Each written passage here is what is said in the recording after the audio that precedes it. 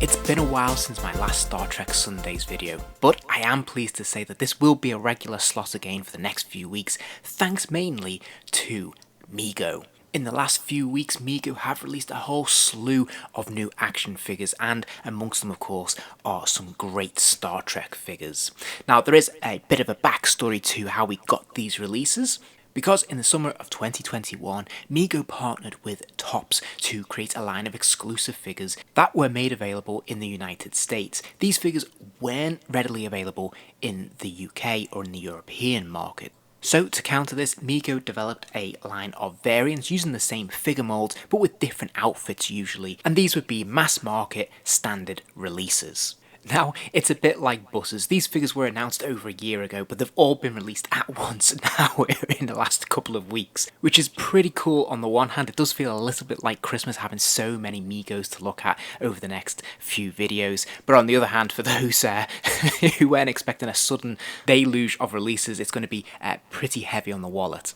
Now, before I look at the mass market releases of the DS9 Megos, I thought it'd be interesting to have a look at the Topps exclusive variants. What did they look like? So here we have the Captain Sisko. Obviously, he's in his Season 4 outfit.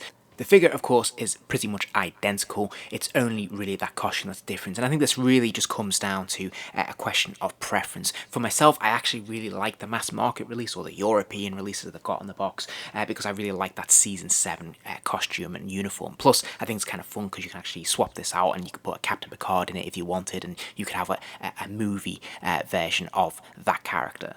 The other release, of course, was Quark. And I have to say, of the two, I do much prefer this costume here, this one that we're seeing from the Topps exclusive. I think this is just looks more like Quark. It's definitely got more of the feel of his costume. I think the production image, the photo there on the right hand side, is much nicer than actually what seems to have materialized, judging purely on the photos that I've seen. But still, I really way prefer this outfit, this costume. This feels distinctively like Quark, whereas the mass market release, as we'll see a little bit later, doesn't quite do it for me.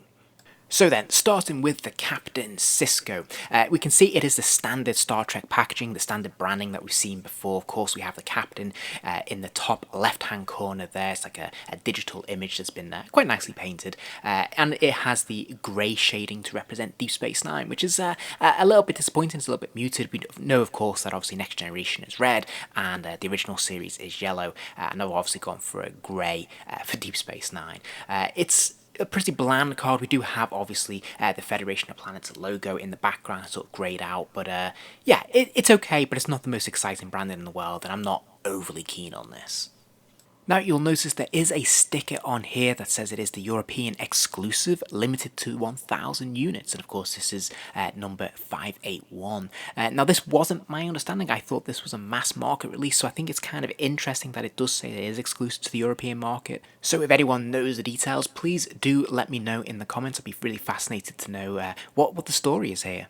On the reverse of the card, again, pretty bland. It is mostly just different shades of blue. We can sort of see the outline of the Star Trek insignia, which is quite nice, but it's very muted, it's very simple. We do have an image there of Captain Sisko, but I do take issue with this because we seem to have a Photoshop job here where we've taken a photo of the head portrait of Avery Brooks, and it's been put onto a digital illustrated rendering of his body, and it just doesn't look quite to scale, doesn't look quite right.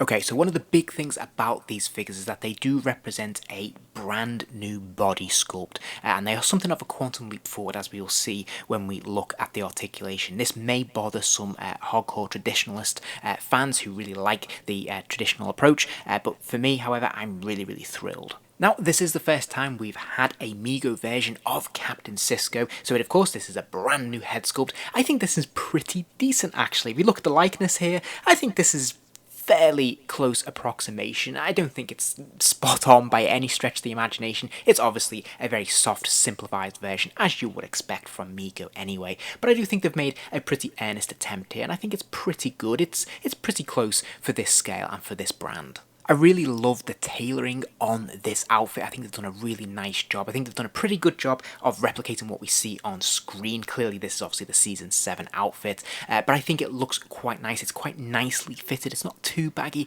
as they sometimes could be, and the materials are sort of cotton, polyester kind of material, but it fits quite nicely, and it looks pretty sharp. I also really love the new approach of actually attaching a plastic piece as the Star Trek comm badge. This looks so good and raises the bar in terms of quality. I just think this looks really sharp and is a huge improvement. I also really like how they've taken the trouble to create layers of the costumes so that we can see underneath this top layer there is a red vest underneath, which I think is really cool. It's an extra level of detail, just gives it a little bit more texture, a bit more depth, and again, just gives it that high quality finish. We also have brand new hands. These are very different hands to what we've seen previously, the standard hands that we've had for 40, 50 years. These are brand new sculpted hands, and of course you can see the individual fingers, which is great, but they're also moulded to be able to better hold their accessories, and I think these look really good. For me, I think these are a vast improvement, and they just look a little bit more in proportion. Now, the boots, shoes, if you lift up the leg here, you can see these are, I think these are recycled. These are the pretty standard Mego Star Trek boots that we've seen before. Sisko also comes with his phaser. It is the standard phaser that we've seen many times now from the Next Generation line of Mego figures. I'm not hugely impressed that the plastic is very cheap, and yet it's not a bad sculpt. It always looks a little bit too big, a little bit too chunky, and of course there is absolutely no paint decos on it whatsoever, so I'm not a huge fan of this, but nevertheless, I'm glad he's got it. And as we can see here, it does fit into his grip very nicely. This new hand here allows him to hold the phaser more properly. Couldn't really do this with the previous releases, so this looks a lot better. Now then, in terms of articulation, he does of course have a swivel at the top of the head there, so he can spin it all the way around if you want him to, but then we can see some of this new improved articulation. So he does actually have ball joints in the shoulders, which allow him to kick his arms all the way up and out. You don't have to rely on those elastic bands snapping back into place anymore. You can hold pretty much any position you want this upper arm to be in, which is fantastic. Also brand new, at the elbow there is a pin swivel, so this lower arm can now spin side to side, and of course it will hinge to 90 degrees. There's also another pin swivel at the wrist, so again that wrist can rotate 360 degrees, and of course it will hinge forwards and backwards as well. Now in the waist he does of course have a ball joint, so it means he can move from side to side, he can lean left and right, and of course he can bend forwards and backwards. At the legs, we have that ball joint that allows the legs to kick out to the side. They can kick forwards, they can kick backwards, and again there is another pin swivel at the lower leg. So again, that lower leg can spin from side to side, and it also hinges to bend to 90 degrees. There is of course no articulation in the boot. All in all, for me, I really like this figure. I've got to say, I think for me personally, this is a superior release to the Topps exclusive in the Season 4 outfit. I really like this Season 7 outfit. I think it looks really good. I think tailoring is very nice. I think the improved articulation is excellent. And all in all, I just feel like this figure has just been elevated to the next level in terms of quality. This is a really strong release and well done, Mego. Okay, so moving on to Quark, we can see that obviously this is the exact same packaging as we've seen with the Captain Sisko. There's nothing different here except the figure inside it. But on the reverse, I much prefer this card art. I think this is really much stronger, much better. We actually have a photo of Quark from the show, which is fantastic. It's much bigger, and there's actually a splash of colour behind him there as well, which helps the figure, well, the packaging stand out a little bit more, which I think is really nice.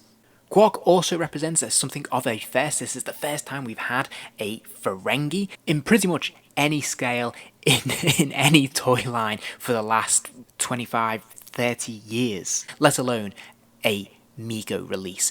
So this is the debut of the Ferengi in the Mego line. I was eagerly anticipating this release. I'm a huge Quark fan, and I do quite like the Ferengi. I've got a soft spot for them, which may sound strange to some fans, but I'm a little bit disappointed. I think this head sculpt for a start just feels a little bit generic. I don't think it's a bad head sculpt. I do think the moulding of the head itself is absolutely fine. I think they've done a really nice job when it comes to the paint apps. We can see a couple of different washes running through here and some extra paint detailing, which is very nicely done. But I think if we're talking about Quark, it doesn't look quite right. It hasn't really captured his features. I think his nose for a start is much bigger, and it just just doesn't look quite like Quark to me. I think it works fine as a generic Ferengi, but not Quark. As I mentioned at the top of the video, I'm not hugely impressed with this costume either. I know he does wear a green one in the show, but this doesn't really look quite accurate to me, and it just doesn't capture some of the nuance and the flamboyant, interesting costumes that he would wear. I do think that the Topps exclusive is much closer to what we actually see on screen, and this just looks a little bit bland and a little bit basic. Again, he has a standard Star Trek boot leg, which is neatly covered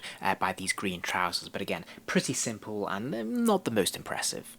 Again, this figure is layered and textured, so he does have a vest underneath, which is sort of sparkly, kind of transparent material, which is quite nice. Again, I do really like this approach of layering the figure and giving it that extra texture. I think it's really fun and just elevates the figure a little bit. So I think this is good. I think this works pretty well. But I think my major gripe with this figure overall is that the scaling is all wrong. Obviously, he is just the standard size, standard Mego, 8 inches, and it is a standard Mego body, as you see.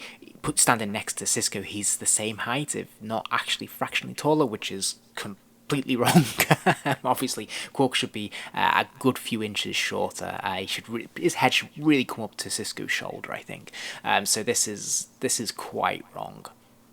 He does, of course, benefit from the same articulation scheme as we saw with Sisko, which is great and a huge improvement. And I think overall, it's not a bad figure. He's just very disappointing, given that I had a lot of expectation and anticipation for him. He's not quite as good as the production photos revealed him to be in terms of the head sculpt and the paint taps and whatnot. And as I said, this particular variant with this costume is not my favourite. I much prefer the Topps exclusive version.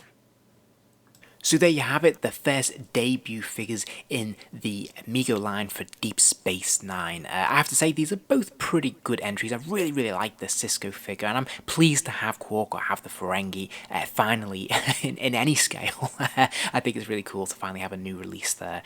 So I'm really glad to have both of these. I do think they're a fun addition, but obviously there are quite a few different issues that I take fault with when it comes to the Quark.